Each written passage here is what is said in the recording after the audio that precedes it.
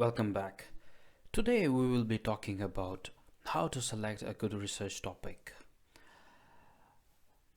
For my understanding, I think we should be starting with the phenomena.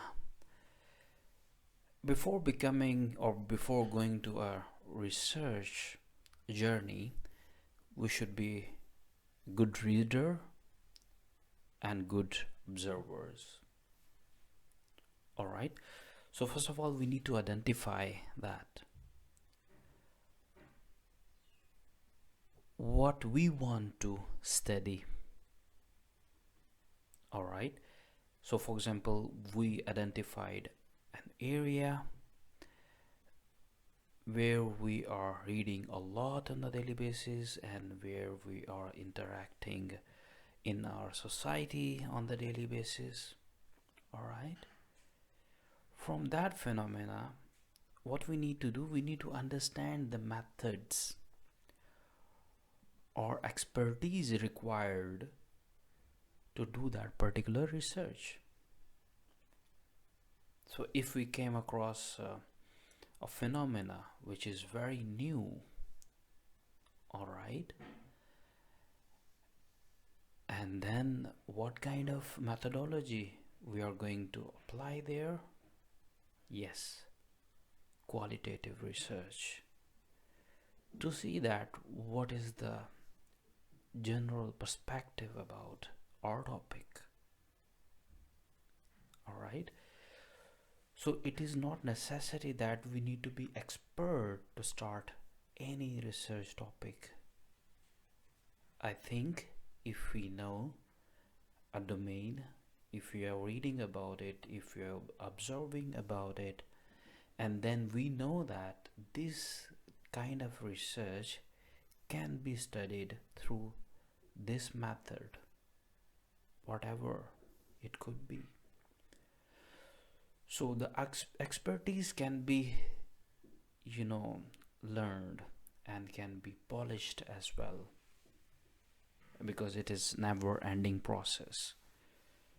So we need to understand that what we want to do, and we need to understand how can we do that, like interests and expertise. We need to match these two things.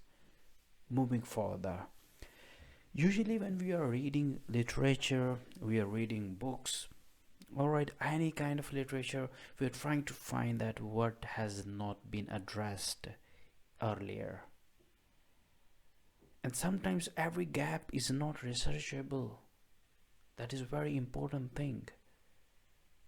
There is one example, like if in a parking lot you see, when you are entering into a parking area, and then you see there that apparently there is one space to park your car, but when you reach there, you notice that there is a mini car, so you can't park your car there because it is filled in that particular domain.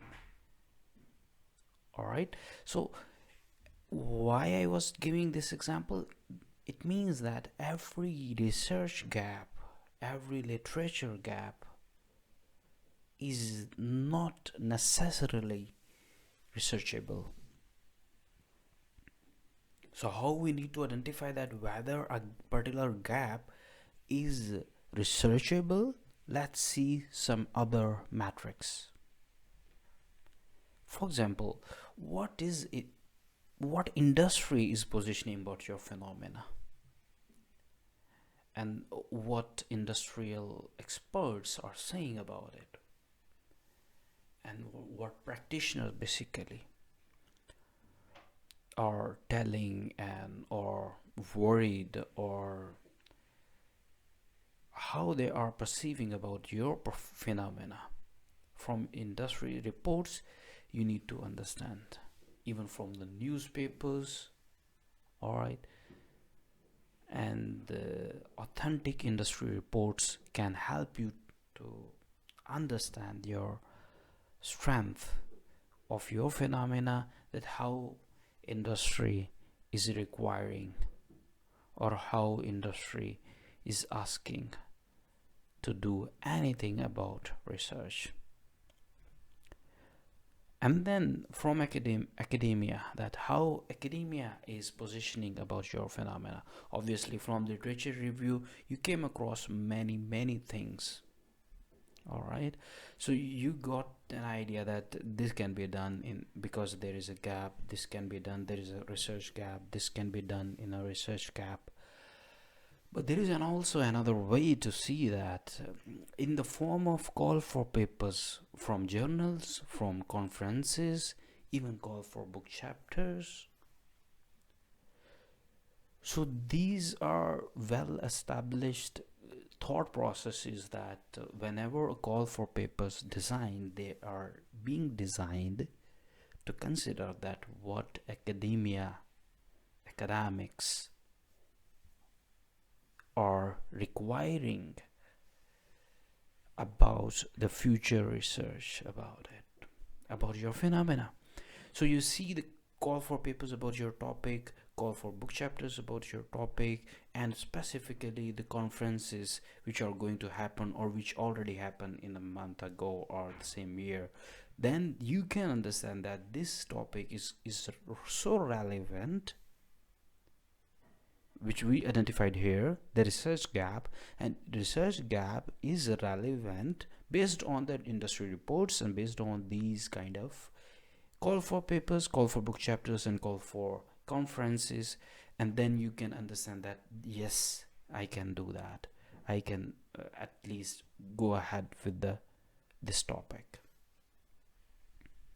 All right, and lastly, very important question, you try your best, because the hardest part of research is to start with, and to start with the right thing.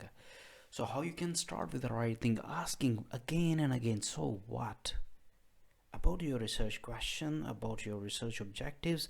Ask so many times until unless you get more clarity, diversity. Discuss with your peers, discuss with your uh, other fellow scholars, discuss with your supervisors from industry, from academics, and see that whether you are making sense out of it or not.